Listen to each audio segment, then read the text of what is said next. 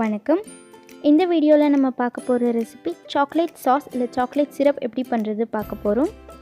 அதுக்கு ஃபஸ்ட்டு நான் 3 table spoon அளவுக்கு சர்க்கரை எடுத்திருக்கேன். 2 டேபிள் ஸ்பூன் அளவுக்கு கோகோ பவுடர், அது கூடவே கொஞ்சமாக உப்பு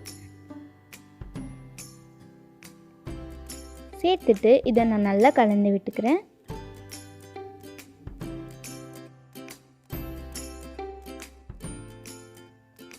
கலந்துட்டு இது கூட நான் 2 டேபிள் ஸ்பூன் அளவுக்கு தண்ணி சேர்த்துக்கிறேன்.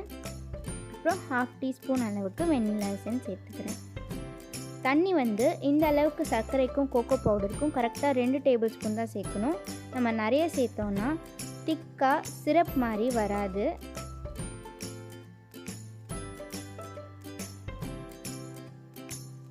இதில் நமக்கு திக் ஆகணுங்கிறதுக்காக மைதாவோ இல்லை கார்ன்ஃப்ளவரோ நம்ம சேர்த்தோன்னா நமக்கு கடையில் கிடைக்கிற அதே சிரப் டேஸ்ட் வராது.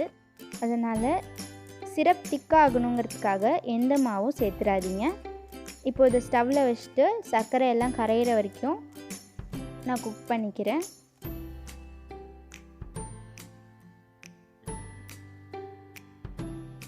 கண்டினியூஸாக இதை கலந்து விட்டுக்கிட்டே இருக்கணும்.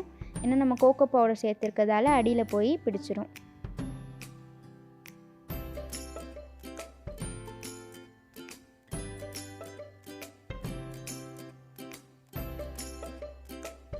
சர்க்கரைலாம் கரைஞ்சிருச்சு.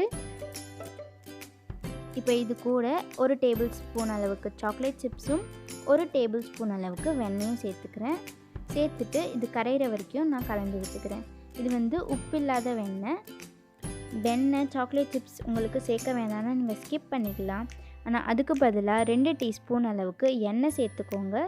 அப்போ தான் அது சிரப் பதத்திலே இருக்கும். இல்லைன்னா ஆறினதுக்கப்புறம் கட்டியாயிடும். எண்ணெய் இல்லைன்னா கண்டென்ஸ்டு மில்க்கும் சேர்த்துக்கலாம். கண்டென்ஸ்டு மில்க் 2 டேபிள் ஸ்பூன் அளவு சேர்த்துக்கோங்க. அது கூடயே நமக்கு கடையில் கிடைக்கிற சாக்லேட்ஸ் கூட சேர்த்துக்கலாம். அவ்வளோதான், இது கரைஞ்சிருச்சு. கடையில் கிடைக்கிற அதே டேஸ்ட்டில் சாக்லேட் சாஸ் இல்லை சாக்லேட் சிரப் நமக்கு வீட்டிலேயே ரெடி ஆயிடுச்சு.